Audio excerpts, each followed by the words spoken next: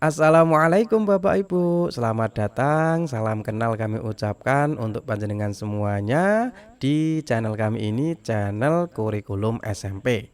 Channel kami ini kami buat khusus untuk keluarga besar SMP dan MTS. Jadi nanti rencananya insya Allah kami bersama teman-teman bersama tim akan memberikan contoh cara mengajar dan juga cara belajar semua pelajaran yang ada di SMP dan MTS. Nah, untuk sebulan ke depan kami akan mengisi channel kami ini tentang kurikulum merdeka. Kami buat secara ringkas, mudah dipahami, namun kami usahakan akan lengkap Bapak Ibu. Untuk pertama ini kami akan membahas tentang 3 karakteristik utama pada kurikulum merdeka. Secara garis besar, kebijakan pada kurikulum merdeka esensinya itu ada 3. Karakteristiknya itu ada 3. Yang pertama adalah nanti ada pengembangan soft skill atau karakter melalui proyek penguatan profil pelajar Pancasila. Kemudian yang kedua, nanti akan berfokus pada materi esensial. Dan yang ketiga, akan banyak fleksibilitas yang diberikan oleh pemerintah baik untuk sekolah, untuk guru maupun untuk siswa. Kita bedah satu persatu Bapak Ibu. Yang pertama, karakteristik pertama adalah nanti di kurikulum merdeka akan ada pengembangan soft skill. Seperti yang kita ketahui bersama bahwasanya skill itu ada 2, ada hard skill, ada soft skill. Kalau hard skill itu lebih kepada ranah teknis. Anak bisa mengoperasikan komputer, anak paham pelajaran, anak bisa menyanyi, anak bisa olahraga, itu termasuk hard skill. Tetapi kalau soft skill itu berhubungan dengan kepribadian dan perilaku. Anak memiliki sikap tanggung jawab, anak memiliki rasa percaya diri, anak rajin, anak disiplin, itu termasuk ke dalam soft skill. Nah, dalam kurikulum merdeka nanti yang ingin dikembangkan bukan hanya hard skill saja, tetapi justru malah akan lebih kepada soft skill dari siswa-siswi di Indonesia. Pertanyaannya sekarang adalah kepribadian seperti apa yang ingin dikembangkan. Pemerintah sudah meramu, sudah mengkaji, dikerucutkan menjadi sebuah profil yang diberi nama profil pelajar Pancasila. Jadi nanti ketika kita mengajar di kurikulum merdeka, baik itu di kelas, baik itu ekstrakurikuler, baik itu budaya sekolah, semuanya adalah mengembangkan profil pelajar Pancasila ini. Bahkan saking pentingnya pengembangan soft skill ini, di kurikulum merdeka nanti akan dialokasikan khusus untuk pengembangan profil pelajar Pancasila ini yang biasa disebut dengan proyek penguatan profil pelajar Pancasila, di mana alokasinya nanti diambilkan dari semua mata pelajaran 20-30%. Jadi nanti ketika ada proyek penguatan profil pelajar Pancasila sudah tidak ada hubungannya dengan mata pelajaran, tetapi tujuan utamanya adalah ingin mengembangkan karakter-karakter yang ada pada profil pelajar Pancasila. Kemudian karakteristik yang kedua pada kurikulum merdeka akan fokus pada materi esensial. Materi esensial itu apa sih? Adalah pengetahuan, konsep, atau keterampilan yang dianggap penting dan fundamental. Dulu di kurikulum 2013 banyak guru yang mengeluh bahwa muatan kurikulum itu terlalu luas sehingga para guru itu dikejar supaya menghabiskan muatan kurikulum.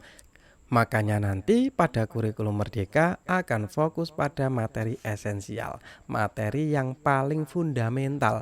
Yang dikejar bukan seberapa luas materi, seberapa banyak materi, bahkan nanti materi pelajaran itu dipangkas 30-40%. Hanya materi yang fundamental, yang esensial. Kenapa dipangkas? Supaya nanti guru lebih fleksibel dalam mengajar, sehingga pembelajaran nanti lebih mendalam, lebih bermakna, bagaimana mengembangkan siswa-siswi itu di dalam pembelajaran. Makanya nanti pembelajarannya harus pembelajaran aktif, harus student center, di mana siswa mengalami pembelajaran sendiri, bukan hanya sekedar ceramah, bukan hanya sekedar dijejali pengetahuan oleh guru-gurunya. Untuk menghadapi perkembangan zaman seperti sekarang, menurut penelitian itu tidak dibutuhkan banyak hafalan, Bapak Ibu. Tapi bagaimana siswa-siswi itu bisa memecahkan masalah. Makanya nanti setiap mata pelajaran di dalam mengajarkan mata pelajarannya harus menguatkan literasi dan numerasi siswa. Literasi itu apa toh? Numerasi itu apa toh? Nanti juga akan kami bahas dalam channel kami ini. Kemudian karakteristik yang ketiga, nanti pembelajarannya itu fleksibel. Pemerintah memberikan banyak fleksibilitas, baik untuk satuan pendidikan, untuk guru, maupun untuk siswa. Nanti akan kami berikan contoh-contoh yang banyak tentang fleksibilitas ini. Contoh pertama ini fleksibilitas untuk sekolah, untuk satuan pendidikan. Sekolah nanti diberikan fleksibilitas untuk menerjemahkan kurikulum ke dalam kurikulum operasional satuan pendidikan yang biasa kita sebut dulu sebagai dokumen KTSP. Dalam penyusunan KOSP ini, satuan pendidikan diberi kewenangan fleksibilitas untuk menyesuaikan dengan karakteristik budaya setempat. Sehingga bisa jadi KOSP antara satu sekolah dengan sekolah tetangganya nanti bisa berbeda, tergantung ciri khas yang ingin ditonjolkan oleh masing-masing satuan pendidikan. Makanya di dalam KOSP nanti isinya ada beberapa hal ini. Yang pertama tentang karakteristik dari satuan pendidikan. Ciri khasnya itu seperti apa toh? Nah, kemudian nanti diterjemahkan ke dalam visi, misi, dan tujuan sekolah. Kemudian selanjutnya ada pengorganisasian pembelajaran, ada perencanaan pembelajaran, dan juga ada evaluasi. Pengorganisasian pembelajaran maksudnya apa toh? Nanti sekolah itu diberi kewenangan untuk mengatur pembelajarannya itu seperti apa. Nah, pemerintah memberikan 4 pilihan Bapak Ibu.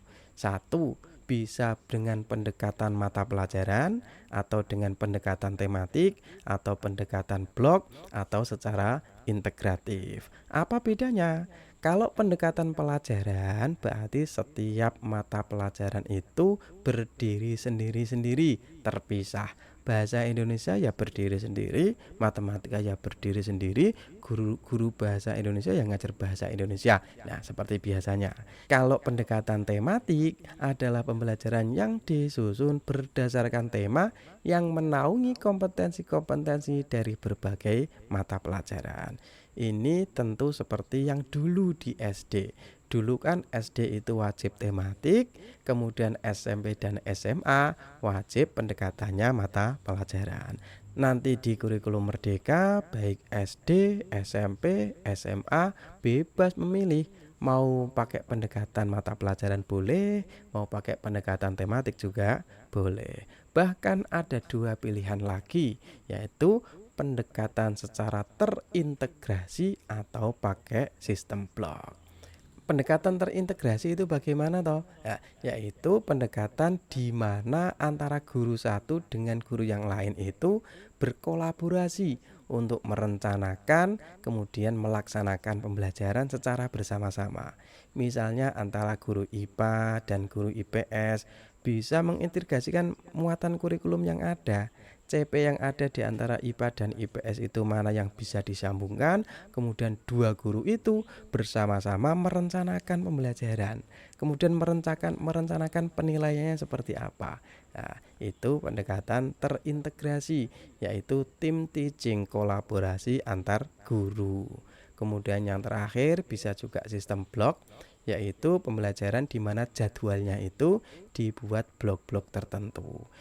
Misalnya pelajaran IPS, pelajaran bahasa Indonesia atau IPAS diajarkan jam 7 sampai jam 12 dalam semester 1. Kemudian nanti di semester 2 gantian mata pelajaran ini yang tidak ada diganti mata pelajaran yang lainnya. Nah, itu juga boleh. Ini bukan bermaksud untuk menyulitkan para guru, tetapi pemerintah hanya ingin memberikan kebebasan, memberikan ruang-ruang bagi guru yang terbiasa melakukan inovasi. Kemudian contoh fleksibilitas berikutnya adalah bahwasanya nanti capaian pembelajaran itu disusun per fase bukan per kelas, bukan per tahun. CP ini adalah kompetensi yang harus dikuasai siswa di akhir fase. Kalau dulu namanya KIKD, di kelas 1 siswa itu harus bisa apa toh?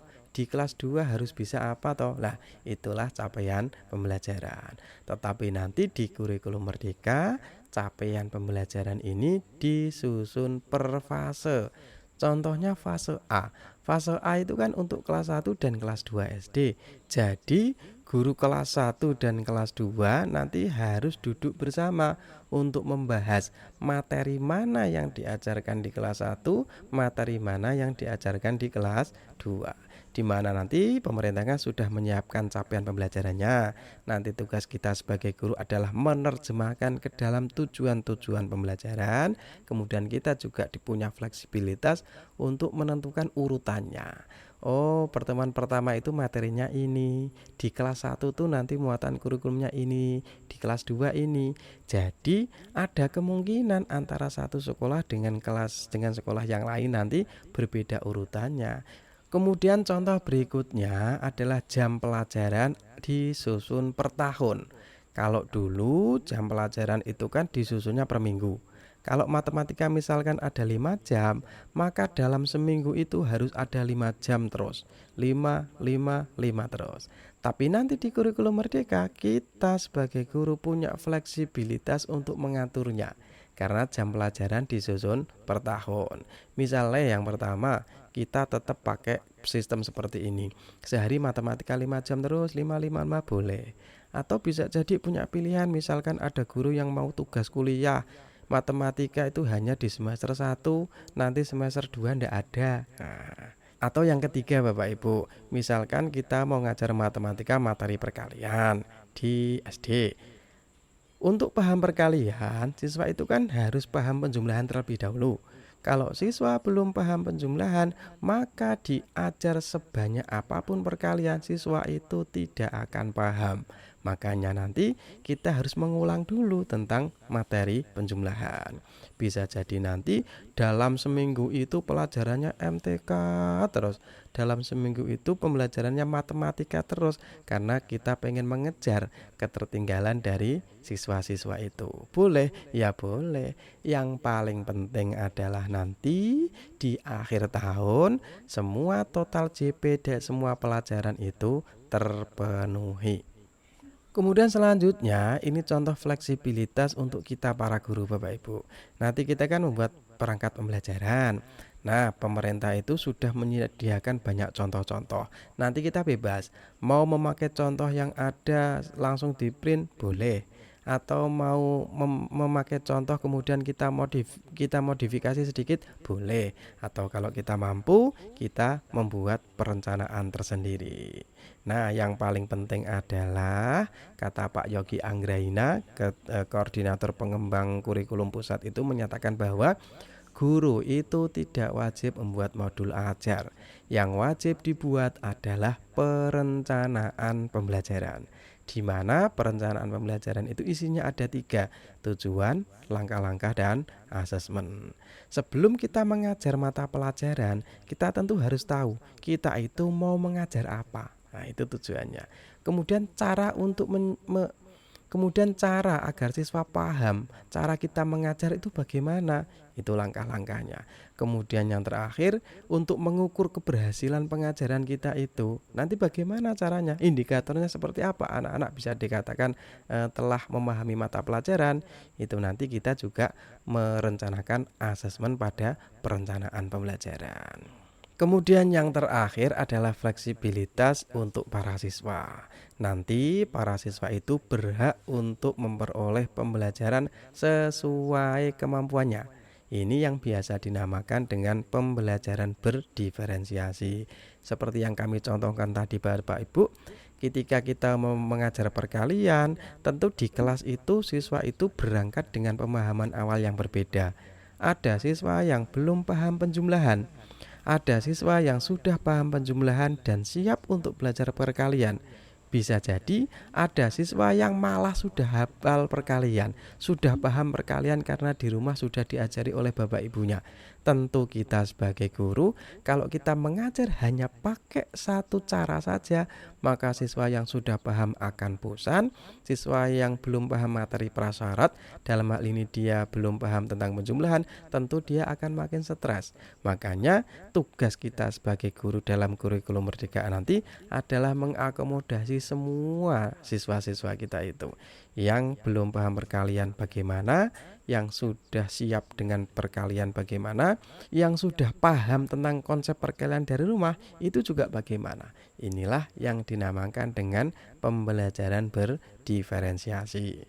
Kemudian yang terakhir, ketika nanti siswa sudah di SMA kelas 11 dan 12, mereka punya fleksibilitas untuk menentukan mata pelajaran pilihannya sesuai dengan minat, bakat, dan tujuan mereka nanti akan kuliah di jurusan apa. Mungkin cukup sekian ya Bapak Ibu, semoga ada manfaatnya. Jangan lupa di like Bapak Ibu, di subscribe supaya kami lebih semangat untuk memberikan konten-konten tentang pendidikan khususnya di jenjang SMP. Semoga ada manfaatnya. Assalamualaikum warahmatullahi wabarakatuh.